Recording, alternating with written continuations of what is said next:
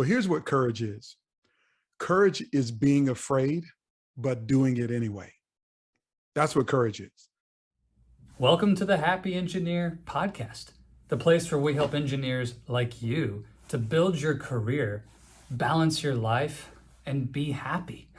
I'm Zach White, former engineer turned lifestyle engineering coach, and your host for the journey to the career and life that you desire. Hey, I believe that you shouldn't have to sacrifice your life to reach your full potential at work. And what we're going to bring you in these conversations and interviews are the strategies, the tools, and the mindsets that are going to allow you to experience both success at work and success at home.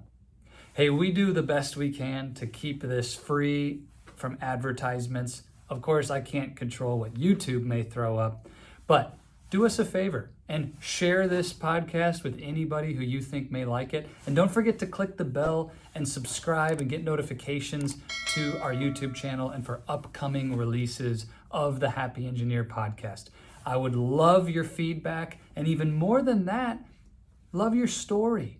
Share with us how these strategies and tools are working for you. Would love to be in touch with you. Connect with us on social media. Find me at Oasis of Courage on Instagram, Facebook, or Zach White on LinkedIn. It's an absolute pleasure to serve you. Now let's do this.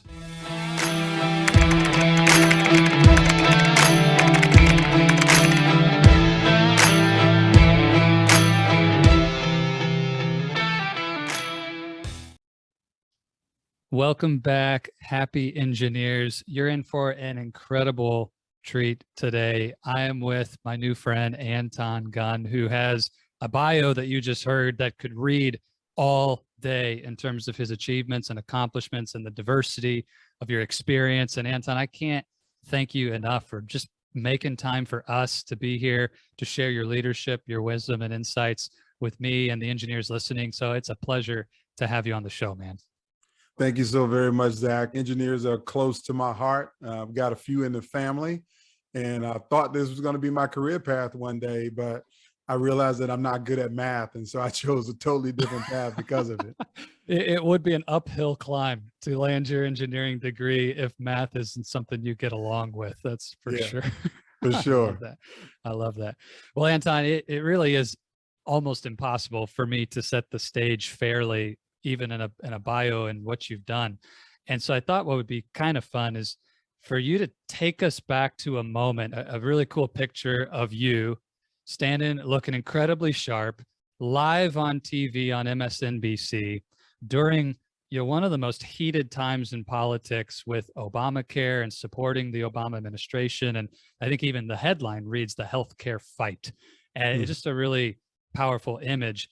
But can you help us kind of go back to that moment and tell me, what is a former SEC offensive lineman, football player who's now live on MSNBC thinking at that moment? Like, what's going on in your head, man?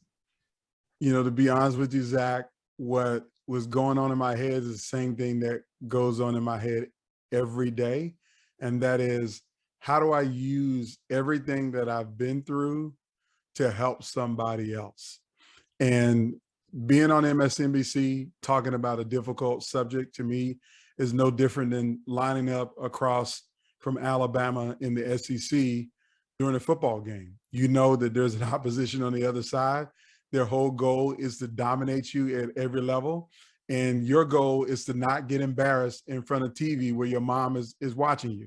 So every time that I've been on MSNBC, my whole goal is to not look like an idiot and get embarrassed. So my mom will call me and give me some bad news about how I let the family down and I embarrassed the family name. So that's my lighthearted way of really saying the whole goal is just in any experience is how do you use what you've done in life to add value or to help someone else. And that is the premise of my whole journey, is using everything, the good, the bad, the ugly, the ins and the outs, to make a difference for someone right where they are right now. That is a really powerful belief to start from. Can you tell us, Anton, where did that seed get planted in you? Where was it in life that you really bought into that belief that everything about who I am, I just want to put it to full work in service of others? Where did that begin? So, you're going to find this funny when I answer this question. That began as a teenager when I fell in love with hip hop music and culture. And I say it in all honesty and all sincerity, is that when I introduce myself to people, I say hip hop is who I am, leadership is what I do, because that's how I see myself in the world, as a hip hop kid. And so the context is, in the origins of hip hop culture, it was all about your uniqueness. Nobody tried to sound like other artists. You wanted to be your total unique self and to share your experiences in the world with a wider audience, to give them a lens inside of your life, but also to give them some perspective that they can take and add to their own lives. And that's what I grew up on, listening to Public Enemy and NWA and EPMD. I mean, all of those great artists from the early 80s, mid 80s, late 80s were the artists that shaped my life. And so I learned how to tell my own story, and not just tell a story for the sake of telling it, but what's the point of the story? What can you take away from my story to help you? And that's where, it kind of crystallized for me is, Anton, show up unique in the world. Don't be like anybody else. You can be a second best version of someone else, or you can be the very best version of yourself. From a very early age, I just tried to do me and be me in my own uniqueness. And that's what I bring to the universe. I'd love that. What is it if somebody struggles to even connect to that idea in their own life? Maybe they've been chasing an ideal someone else put in front of them, or just the social pressure to conform, or within the company, the pressure to look or act a certain way. What would be the biggest thing you've learned from a lifetime of leaning into your own uniqueness in how to step towards that, if it's something Yes. that is not a part of your journey right now? Yeah, so I would say this has also been what I call, their grades or gradations of your uniqueness, if you will. So, being an athlete and playing sports, you've been on a lot of teams, and we all know sports teams sometimes take on the identity of a coach. So if your coach is a hard-nosed, knock him in the mouth kind of guy, then he wants his team to be just like that. And if your coach is an easygoing, pass first, finesse offense, he wants his team to look like that. So we all have that pressure to conform to the organization or the entity that we are part of. And so sometimes you can't totally go against the grain in that space. But what you can do is really focus in and understand what makes you you. What's one thing about you that is different than everybody else? What's the thing that you think about that other people don't think about? What's the thing that you read about that other people don't read about? What's the thing that you talk about that other people don't talk about?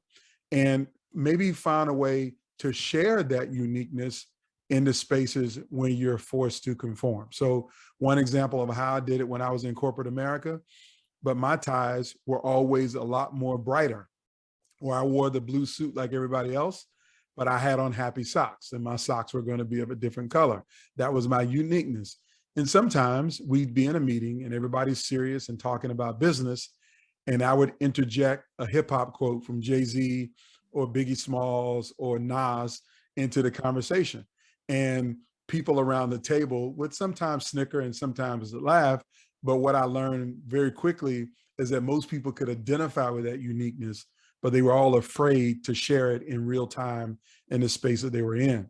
So I would say take it slow, take steps into it, do what's comfortable for you. If it feels too uncomfortable to do, then don't do it.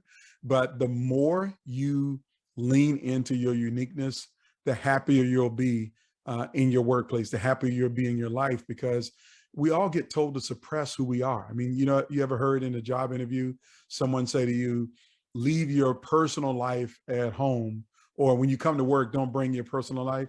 How do you really divorce yourself from yourself to do a job? I've never been successful at that, because I know the things that I deal with at home are going to be with me everywhere. I mean, my wife is always going to text Yes. me. My daughter's going to call me. I'm going to be thinking about my mom. So I can't divorce myself from my life when I show up in any kind of business setting. But if I get the opportunity to share that and to be myself at work, it makes me happier, it makes me healthier, less stressed. And I really do feel like that the people I work with care about me. I love how you describe, so for one, to just start small. You don't have to be this way out in left field, going against the grain at every turn. But the connection, and I agree 100% that the more you live into your authentic, unique self, the happier, the lighter, the more energetic and enthusiastic the experience of work becomes. And maybe to use that as a segue, then I'd love to, and we could talk about that all day, Anton, but Yeah. you have so much expertise as a leadership consultant now, and is international recognition for the work you do in helping organizations in this challenge of the workplace. I talk to my clients a lot about the reality that the quality of your life, which we're all seeking to improve. You know, it's why people listen to podcasts like this. It's why they seek help from leadership consultants and coaches like yourself. The quality of our life depends on the quality of our work life, and the workplace is a big contributor to that experience. And you say that injustice in the workplace is one of the greatest challenges leaders face today. Yeah. And it's such a powerful statement. Can you just tell us, where did that come from? Why do you say that? So let me first define injustice for your audience, because I want people to understand. We all know what discrimination is in the workplace. When people get mistreated by their race, their gender, their age, their background, or some protected class under the law. We know what discrimination feels like and looks like, and we know that it's wrong. But injustice is much more subtle than that. Injustice are the everyday slights of disrespect, mistreatment, disdain, or even, passive aggressive behavior, microaggressions that people get, people that make short jokes about you every day because you don't happen to be 6 feet tall, or maybe you're not as good of a mechanical engineer as the person who sits beside you. Somebody's always got something to say. So these daily injustices over time start to build up. The proverbial phrase, the straw that broke the camel's back. We always like to talk about the straw that broke the camel's back, but we never talk about the 1 million straws that was underneath that one straw that have been weighing down on people. And in the American workplace, this injustice happens across the board every day. You can call it toxic workplace culture, where people are experiencing injustice at all kinds of levels every day. The Society for Human Resource Management did a study that said over 5 years, American employers lost $233 billion due to toxic workplace culture. That's I read another study billion that says with a B. with a B, yeah, billion with a B, not an M, but a B. Another study talked about 37% of people quit their job because of mistreatment in the workplace. Wow. And this is across industries. So you can be in the tech sector, you can be in healthcare, where I spend a lot of my time, and the work that I do is in healthcare, advanced manufacturing. I mean, I know you got engineers on here, and they know a lot about people who build cars and airplanes and other kinds of complex machinery. This injustice exists all over the place, and it forces people to quit a job because of how they're being treated. And so what I spend my time doing is helping leaders to understand what injustice is happening in their workplace, how to identify it, because you can't fix what's wrong until you know what's wrong. And I know every engineer wants to fix what's wrong in a problem, right? But you can't fix a problem that you don't know about. And what I find more times than not is that leaders who run organizations are not even aware of what's happening one level below them, much less what's happening on the front line in a department that they don't see every day. Wow. And so you got to get to a place of seeing the injustice before you can fix it. And that's what is killing your organizations. It's like a cancer that we don't see until it manifests. And when it finally manifests, it is way too late. Anton, I really appreciate, as an engineer, how you're addressing this for two reasons. One, the truth that if we don't have a good problem statement, a correctly and specifically defined problem, then the actions we take, who knows what result we're going to get. But Correct. also the distinctions and or the precision around the vocabulary here and what we're really talking about between injustice and discrimination and how it manifests. Can you really quickly tell us? I heard a couple specific examples, things that are said, words, behaviors, actions from one employee to another through words. Mhm. What are the other ways that injustice shows up beyond just the spoken word or maybe an Yes. email or something? Where do we see it? Yeah, so that's a great question. And let me contextualize it for a lot of people. And you've all experienced this in some way, shape, or form. One aspect of injustice is when people intentionally leave you off of emails that you need to be on about work projects that are eventually going to come back to you in a blow up fashion because you should have been on the email. Or the reverse, maybe they not only include you on the email, but they CC 50 other people that's irrelevant to the problem. And now you're losing productivity time because you're sorting through 40 emails about something that could have just came to you directly. Or maybe it's the person who blind copies your boss on emails regularly because they're trying to get you tripped up into something in some way, shape, or form. These are all things that we see people doing in the workplace. Or you might be sitting in a meeting with a person and you're trying to have a conversation and they can't seem to look up from their cell phone and they're totally distracted from what you should be focused on in the meeting. These are things that we've all done. And these are things that we've probably all experienced. So that's just some example of how the daily injustices build up over time and then they finally manifest into a problem. I will tell you that being a native of Virginia, my father was in the military for 22 years. He would always come home and talk about that even in the military, where there's a lot of precision, a lot of rank and file, a lot of order and focus, there are people who would do things in ways to really antagonize you. My mother would also talk about this as a school teacher, that she knew teachers who would intentionally antagonize certain students by saying certain things, by doing certain things, because they knew they would get under their skin. So the context of the injustice is really doing things and behaviors that are designed to create a negative environment with the person that you're working with or you're engaged with. Anton, you made a really simple and powerful case when we just talk about business results as to why this matters. But one thing that I'm passionate about, I know you are too, is how it impacts the humans, the Yes. actual real experience and quality of life and happiness and joy that we can experience at work. Can you speak to that a little bit? How does injustice impact the people in the workplace? It impacts it significantly. And so there's this framework that I've shared and been sharing in all of my keynote speeches and my trainings. It's called the 8 stages of alienation.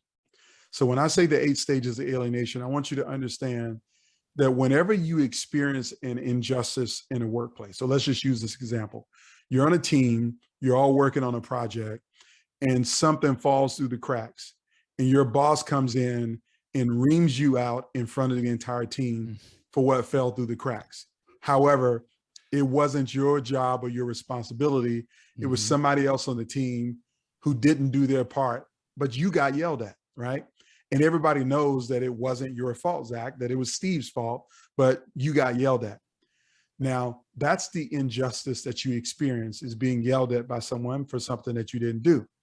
Now, when that gets brought to your manager's attention, does that person immediately try to make it right? Or do they just say, you know what, he'll get over it?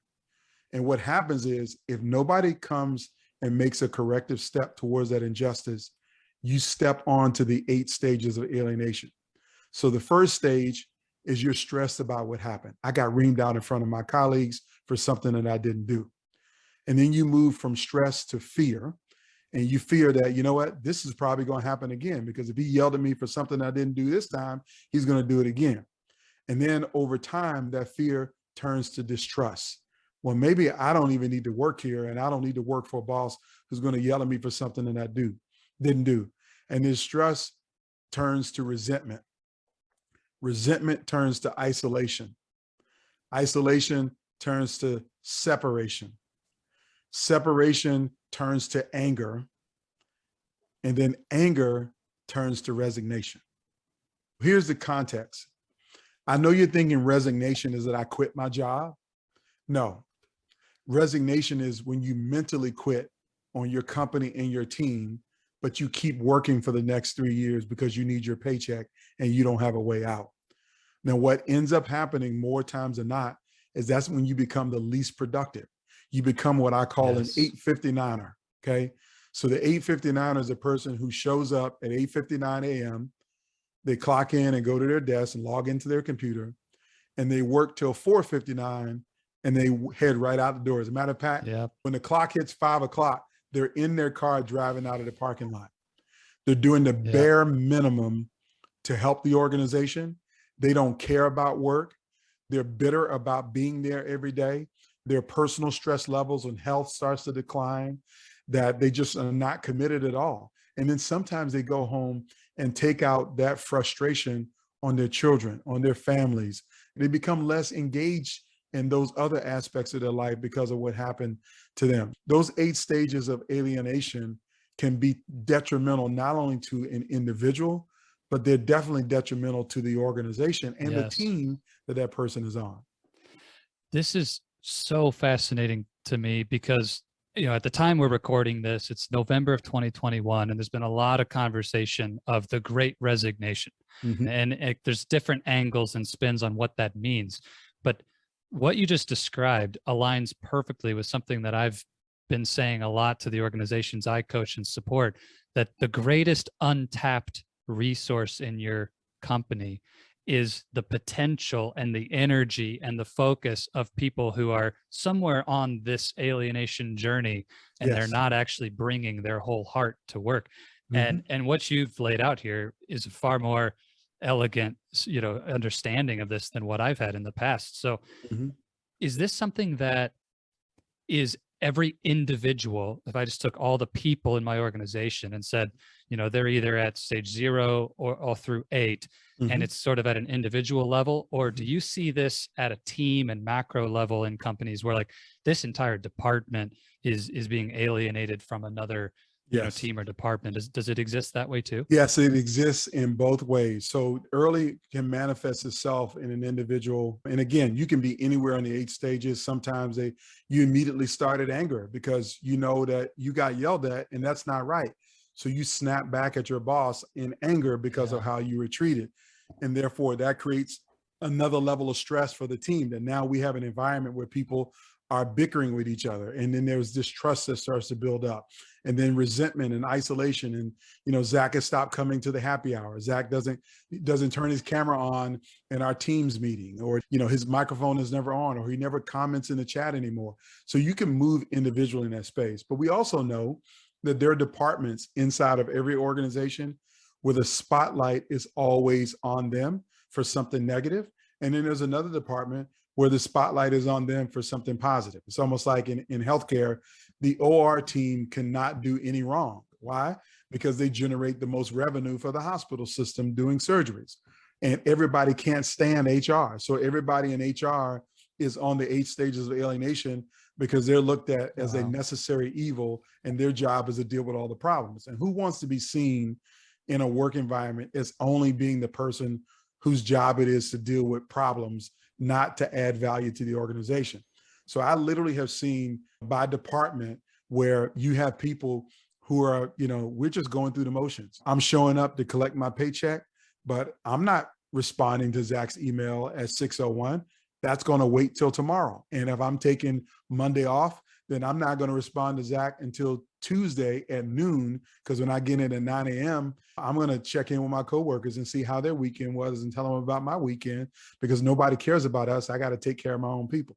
So you start to see it at a departmental level, at a unit level inside of an organization. And it's hard to see that and feel like that it's not spreading throughout the organization in areas where you don't want it to exist and don't want it to grow. And that's why it's incumbent upon leaders to really understand how their organizations get to this level, but more importantly, what they can do about it to stop them from going down this path. Yeah, I'm really humbled by your example you just gave, Anton, because I remember in my engineering days at Whirlpool Corporation, there were certain project teams that you wanted to be on. You know, if you could Yes. get on the mega projects, the ones that had the most capital and the highest visibility, and it was always the goal to get on those. And there's nothing inherently wrong with some projects being of higher value and importance to the organization. But I also remember there was a couple of teams you didn't want to be on. Mhm, That mhm, was where the engineers who weren't as sharp went. That team mhm. didn't drive as much value to the company, and you didn't want to get stuck in that part of the organization. That was the place engineers go to have mediocre careers. At the time, I mean, I wish somebody like you would have come along and have been able to share this with me, because I certainly did not lead in that Yeah, situation. I proliferated that injustice. And right. so I'm just really humbled by it. Like, S wow, it's so, so so subtle. I didn't even realize. yeah, so I'll add a little context, and what ends up happening is that that team that nobody wants to be on, they become the butt of every joke. They become the threat that, Zach, if you don't get your act together, I'm going to put you on that team, or you should move Yeah. Zach on that team because he's not as sharp as we all thought he was. I mean, it becomes this like reinforcing negative environment that the organization doesn't get any better, or that unit doesn't get any better, because they believe the story that they're being told about themselves, and everybody sees that story over and over again. And as a leader in that organization, if you're leading that organization, I dare say, my research shows that about 50% of leaders in any organization don't even know that injustice exists inside their organization. Again, you can't fix what's wrong until you know it's wrong. So 50% do nothing because they're kind of living in oblivion. They don't even see it. But then you have another 35% of leaders who see the injustice happening right before their eyes, but they make excuses about why they can't do anything about it. Yeah. Well, I'm not in that department, or that's HR's responsibility, or I don't have the tools or the resource. I don't have the budget to fix what's broken over there. So why should I even worry myself with it? And they just kind of have this paralysis by analysis. So you got 85% of the people are either living in oblivion, or they see the problem, or they do nothing about it. But then you got the 10%.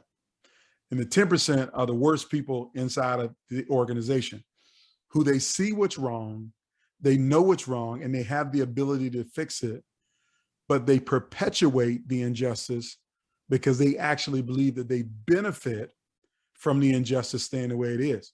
So they see that bad team and they say, well, you know what?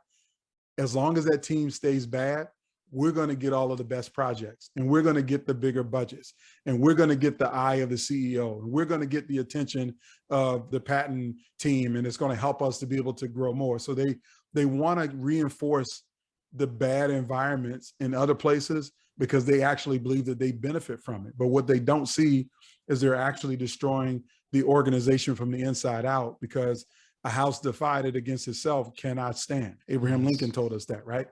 And so you got 95% of people who are either objectively trying to keep the status quo where it is, living in oblivion, and they don't see it at all, or the people in the middle who are paralyzed by their analysis.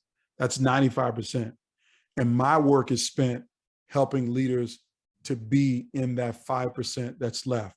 The leaders who are aware of the injustices in their organizations, most importantly, have the tools and the information, the resources to do something about it, but are totally committed to actually making it right. Yes. And that's what it's about, is just saying, you know what, I can do something to make this better. I can't solve all problems, but here's one thing I can do to make it right.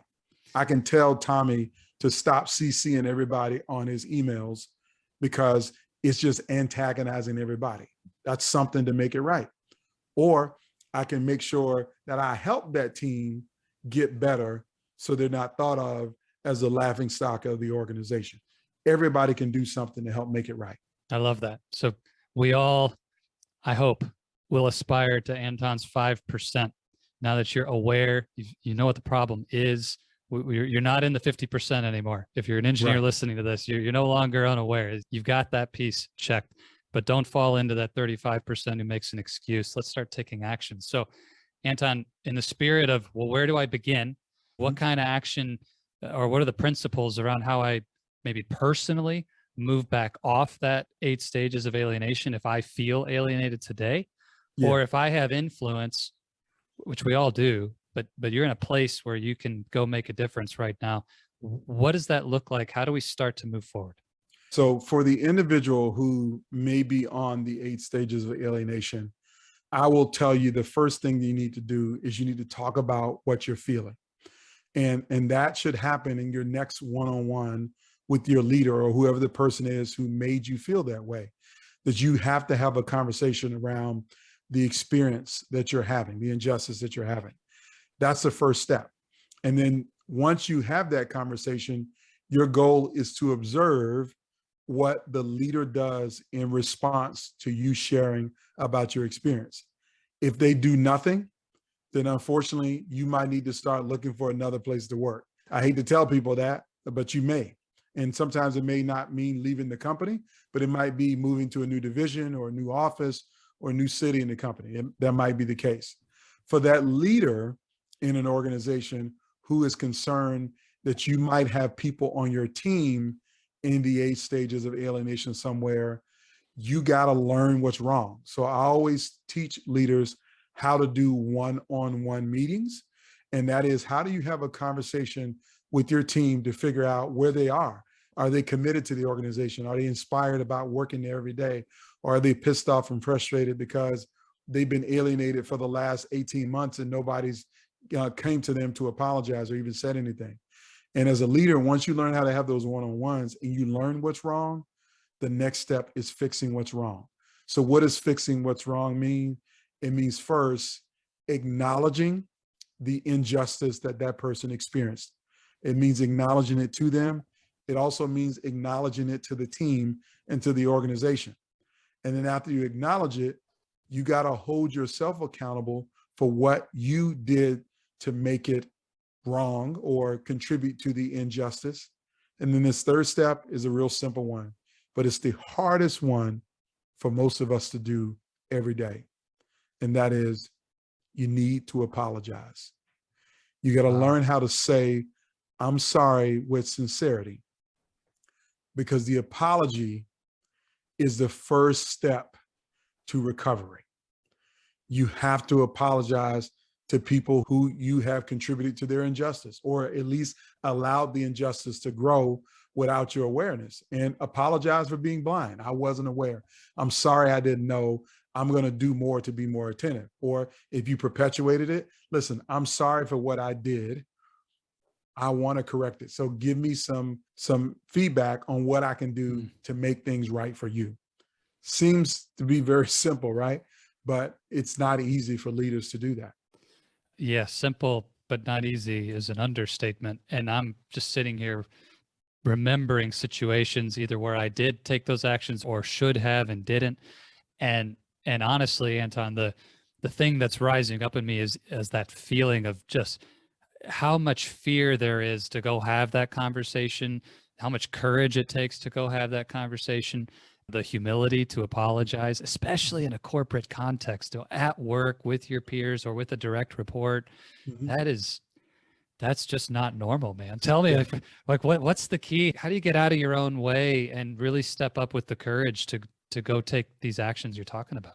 Let me demystify the word courage, because we all hear courage from a lot of different places. I mean, we know people who run into combat and do amazing things on the battlefield. We always talk about them having courage. Well, here's what courage is.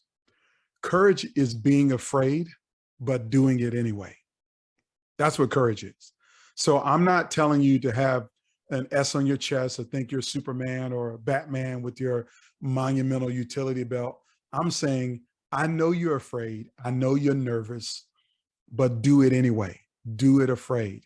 And so in the corporate environment, what does this look like is really being the person who is willing to just say, I'm sorry, is to say, I made a mistake. And you're not going to do it well. It's not going to come out perfect the first time, and it should not. And I know all of the engineers are about to have a panic attack because it's not going to be perfect and not done right. But I will tell you, the thing that is going to help you the most is that you're a human. We're all humans, and humans are not perfect. We are not perfect creatures in any way, shape, or form. And the more flawed you are in your apology, the more human you appear to your team. And what does that mean to your team? That actually makes you more likable because you don't have this veneer of perfection Yes. about you. You don't have this veneer of that I'm impervious to mistakes, I'm impervious to pain, I'm impervious to any kind of fallibility.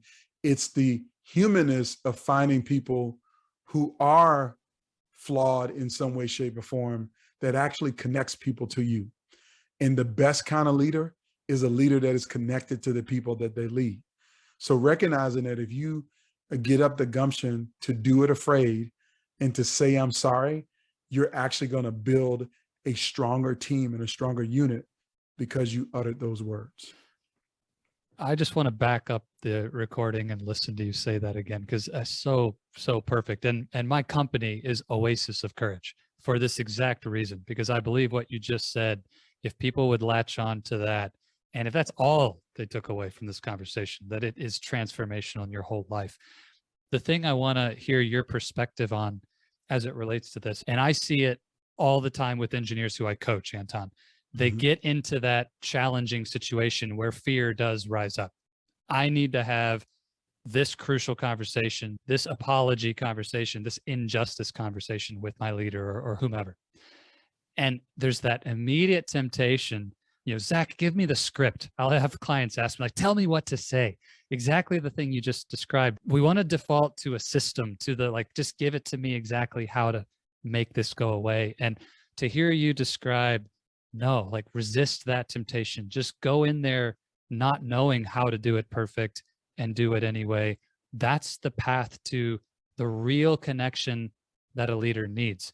And it's one thing for me to sit here and tell someone that, but you've shown this to leaders at all levels, that if you'll do it that way, the results are tremendous. Could you just speak to that a little bit more? Like, why do we want to believe that doing it just right is the path to ultimate success, when in reality it's the opposite? Where did that disconnect happen?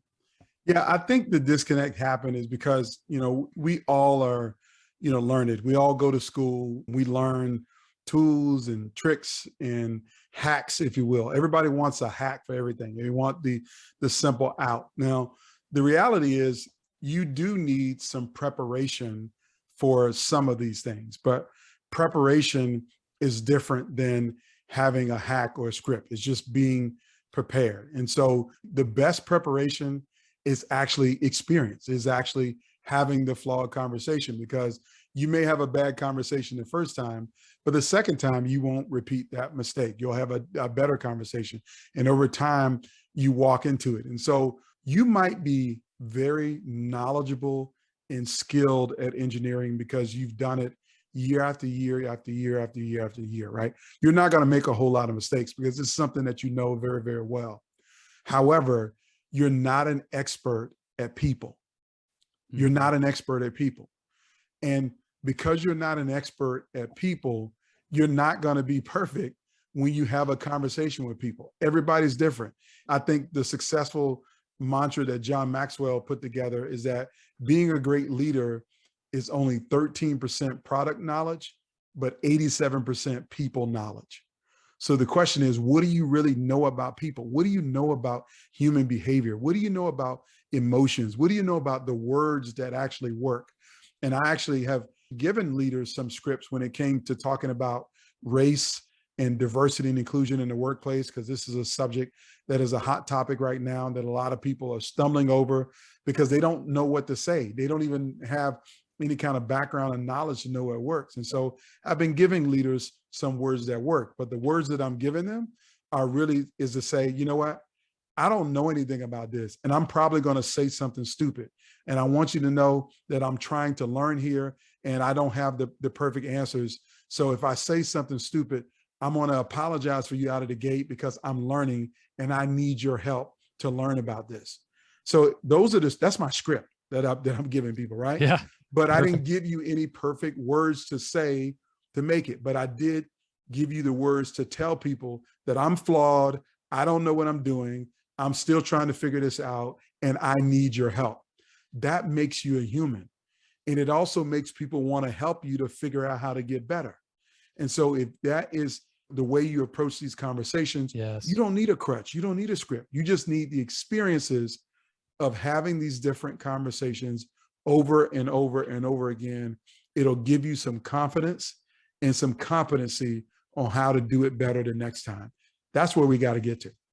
I think that's fantastic. And what you just shared, it's a great example of how important a simple, honest, vulnerable framing of what is true and like here's where I'm at just opens the door to now be able to express those feelings and emotions without fear about getting the words perfect, because people will give you that grace when you ask for it. Yes. And it's just when we pretend that we have all the answers that we end up they'll give you the grace and they will help you. The key that I always say is that I need your help here. I'm learning here. I need your help with this situation. I need your help with this challenge. When you go into a position where you're asking people to help you, they're going to give you the grace and they're going to help you. Now, the key is when they help you, you have to accept the help. Don't feel like that I'm just saying it because I want to hear their answers, but you got to accept the help and be responsive to it. That's a really important distinction. Don't ask for the help if you're not prepared to receive it. I love that. I love that. Anton, this has been extremely powerful and I would love to keep going, but I want to leave it here. I think this is a lot for us to take to heart, to take action on, to get into that 5% of people who right where we're at in the workplace or, in our communities, in our churches, in our homes, and places where we need to show up against injustice. This has been really, really powerful. I always finish in this place. I really believe, Anton, great engineering, great leadership, great coaching has in common that questions lead and answers follow. And so we want to ask great questions in our lives. So for the engineering leader who's listening today, if they want that fulfilling, happy life, that success that they dream about, what would be the question that Anton would lead them with today? So I actually have to leave them with 3, and they're all connected together. And as a leader, these are the 3 questions that every employee that you lead, every person in your household that looks up to you as a leader, they ask these 3 questions every day. They ask them over and over again. And you may never hear them verbalize these questions, but let's just say they're tattooed on their foreheads. Okay. And how you answer these questions as a leader will determine your success or your failure. Here are the 3 questions. Question number 1 is, do you care about me? Question number 2 is, will you help me? And question number 3 is, can I trust you? And they don't want to hear the word yes to any of those 3 questions. They want to see in your actions that you actually care about them, that you're willing to help them, and that they can trust you. So whether it's your children, whether it's your spouse, whether it's the team that you lead at work, or whether it's the community in which you serve in a leadership role, doesn't matter what you do. Just know that every person that is in a subordinate position or in a situational position where they're looking to you for leadership, they're asking those 3 questions. Does he care about me? Is she willing to help me? And can I trust her? If you can answer yes to those 3 questions with your actions, then you put yourself in a position to be one of the most respected, admired, and impactful leaders that people will ever know. Anton, thank you so much. And it's incredibly obvious that you are one of those leaders. And I appreciate how much you care about the people you serve and your heart for this mission and purpose in the world to create transformational change in workplaces and in culture. So thank you for sharing a piece of that with us today. Where can our listeners find out more about the incredible work that you're doing and get connected to Anton Gunn? Fantastic. This is a great segue. So I have a couple resources that I think your engineering audience would love, and then I'm happy to give them a free copy. So I like to help people to become a more admired engineer, a more admired executive. So I have a free worksheet that I want to share with you on 7 ways to help you to be more effective as a leader. If you go to antongunn.com/admired, give me an email address. I'll send you a free PDF download of that worksheet that you can complete to help you to be more connected with your team, to answer those 3 questions, but more importantly, to understand how you can mitigate injustice in the workplace. And for those who are leaders of teams and you want to build a better culture in your organization, you can go to antongunn.com/free course. I have a free 4-part video course that you can get immediate access to that will help you to build the kind of culture in your organization that makes it less toxic, that makes it better, and that mitigates injustice across the board. So again, antongunn.com/free course or /admired. You can get access to both of those documents and both of those opportunities. And I'm on all social channels, Instagram, Twitter, Facebook, but I would love to connect with people on LinkedIn. Please drop me a note, connect with me on LinkedIn and drop me a note. I'd love to connect with you there. This is a tremendous opportunity. I encourage everybody listening, please go grab the resources. We'll put links to all of these in the show notes. You know where to find those at oasisofcourage.com. But I cannot say enough about Anton's work, the quality of what he does, the heart and the sincerity of the work that he does. And I had an opportunity to spend a couple days in training with Anton and just see that heart shine. And so you won't be disappointed to go invest in this. And certainly if your organization needs Anton's services, absolutely worth connecting with and checking out, because it's transformational for culture and your company. So Anton, thanks again for making time today. This has been an awesome pleasure. Thank you very much, Zach. You have a fantastic day. Hello, my friend. Zach White here again. And I wanted to let you know that's all we've got for this episode of the Happy Engineer podcast. Thank you so much for investing your time with me today. It is an absolute pleasure to be able to bring you this content. Just as a reminder, it would be amazing if you would subscribe and share this episode with any other engineers you know who may benefit from this. And if you're like me, I hope that you'll take some notes and, more importantly, take action. In our audio version of the podcast on Apple Podcasts and any place that you go to find podcasts, there's a little more content from me about this episode in the debrief. If you really want to hear about how to put this into action, I'd encourage you to go grab that. But thank you for joining us for the video version of our interview today. And again, can't thank you enough for helping us to get the word out about the Happy Engineer podcast and what we're doing. If there's any way we can serve you, would love to do that. Go find us at oasisofcourage.com or reach out to me on social media at Oasis of Courage. And don't forget again to subscribe and click the bell to have notifications of upcoming releases of new episodes of the podcast. As always, I want to leave you with this. If you stay in your comfort zone, you're not going to grow. So let's crush comfort, create courage, and let's do this.